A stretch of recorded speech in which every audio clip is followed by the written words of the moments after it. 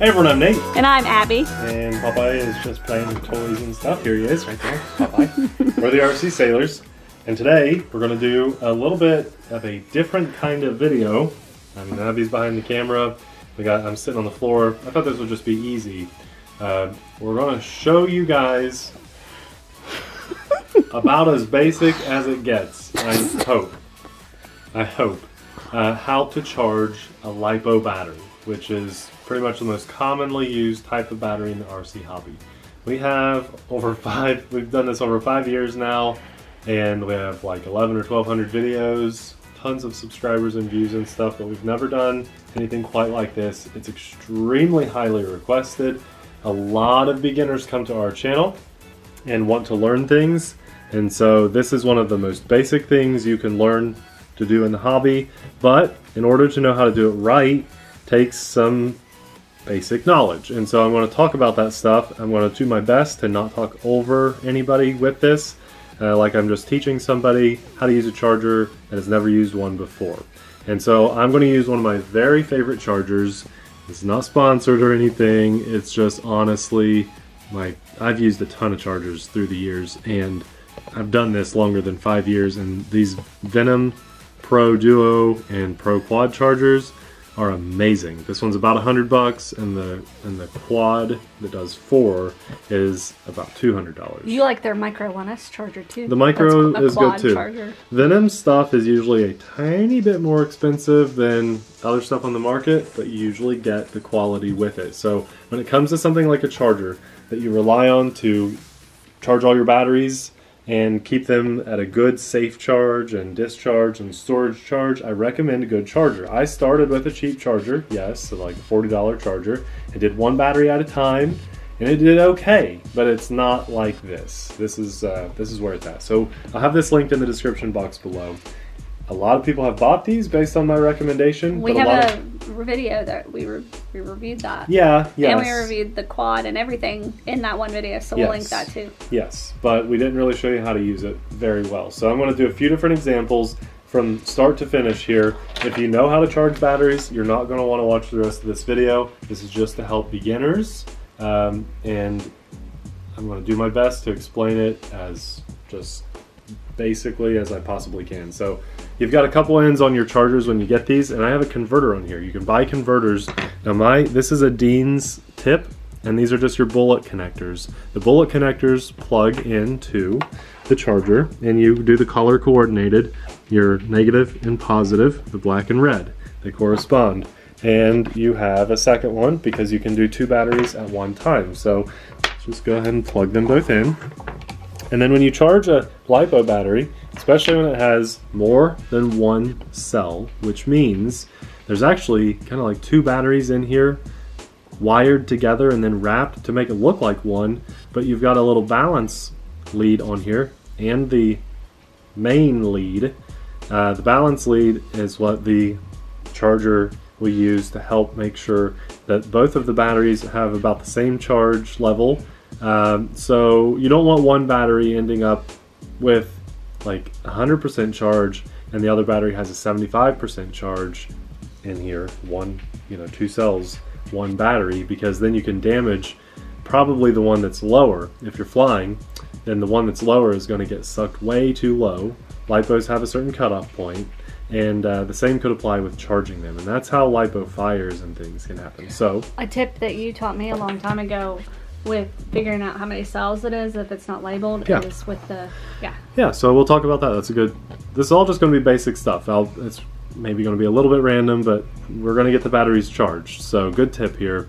This is a 2-cell battery. I know that because it says on the battery itself, but you can tell from all batteries by looking at the little balance port. If it doesn't have one, it's likely a 1-cell, but this one has a balance lead, and there's 3 wires. You see red, yellow, and black. If there are 3 wires, that means it's a 2-cell battery.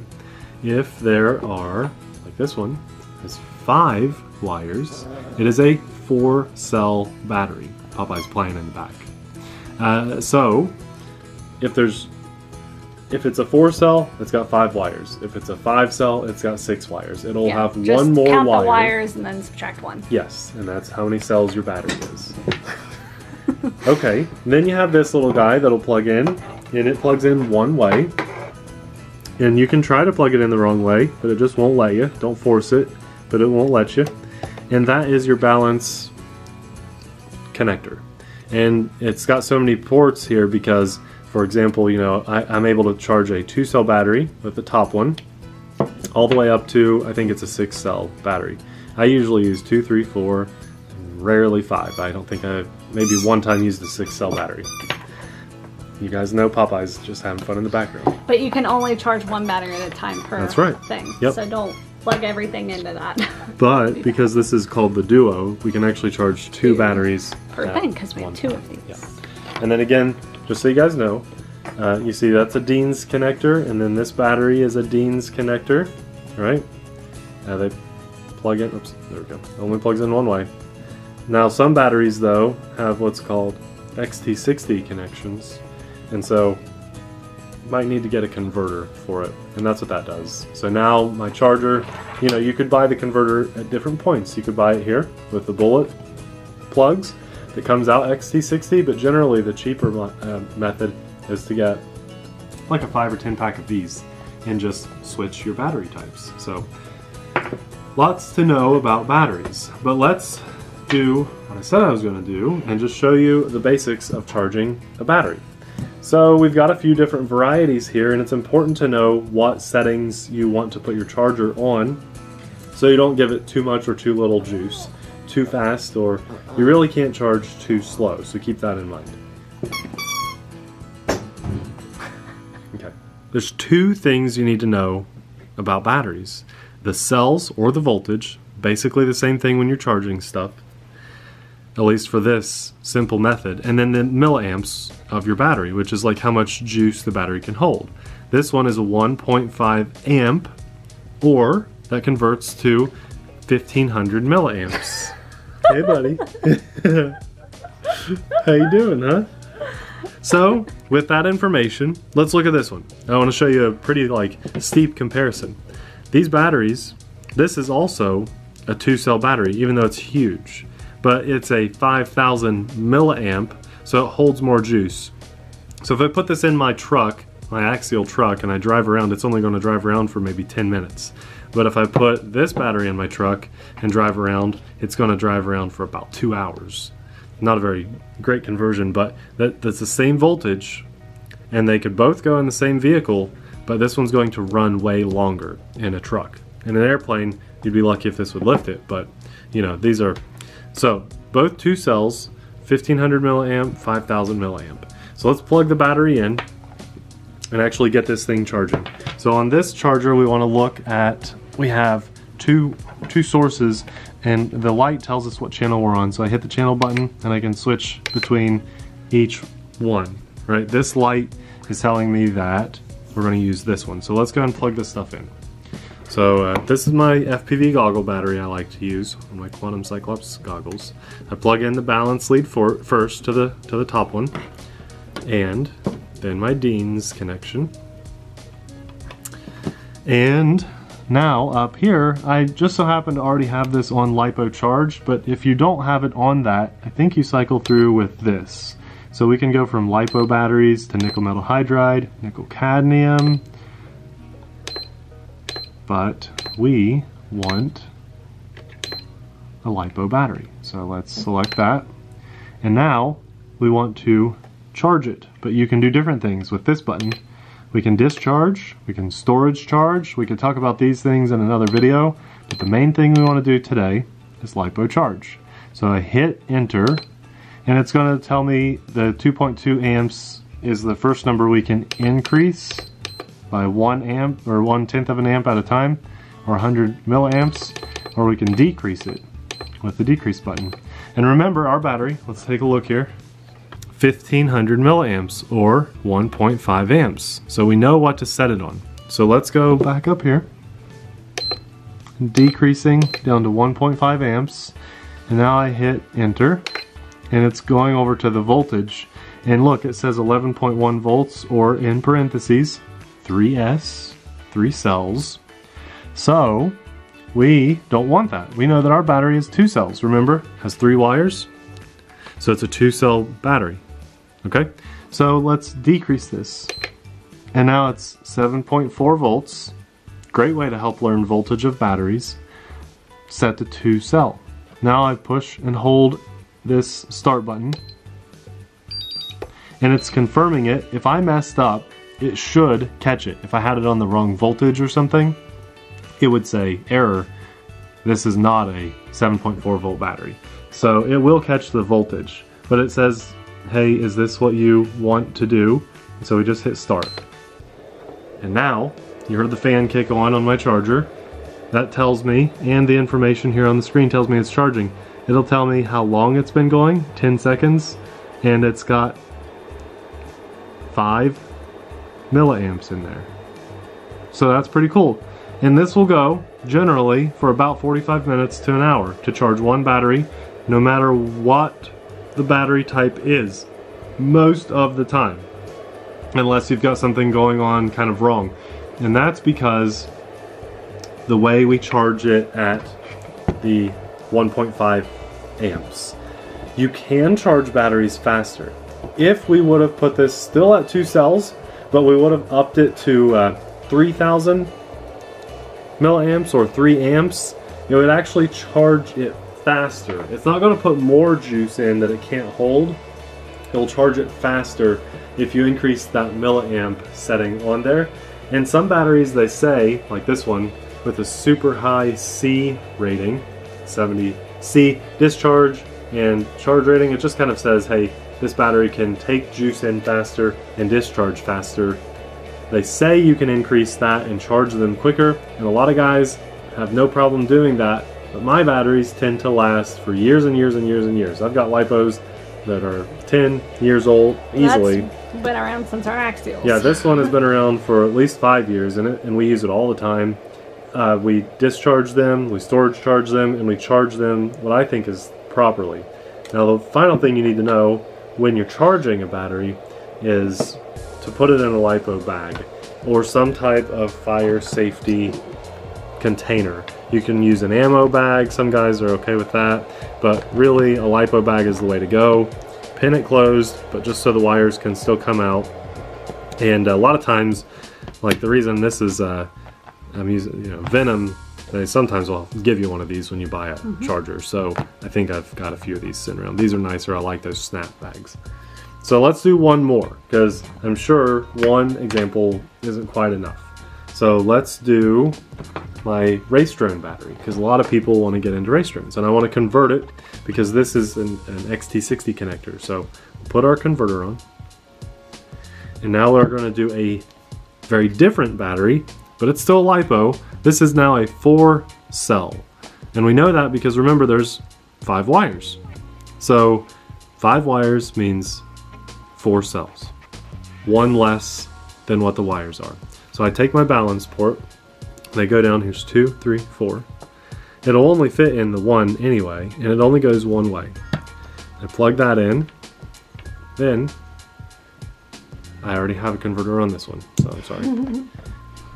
Plug in the main lead, and now we need to know the information of our battery. We all know that that's a 4-cell battery, and most of the time the only way visually to know what your amps are on the battery is that it's labeled. Every now and then we'll get a battery that's not, and we'll have to figure it out, and I'll write on it after I figure it out. But most of the time when you buy batteries, it'll tell you all these batteries: 2100 milliamp, 5000 milliamp, 1300 milliamps. So let's go over to channel 2, and we're still set on LiPo charge, so I'm going to hit enter.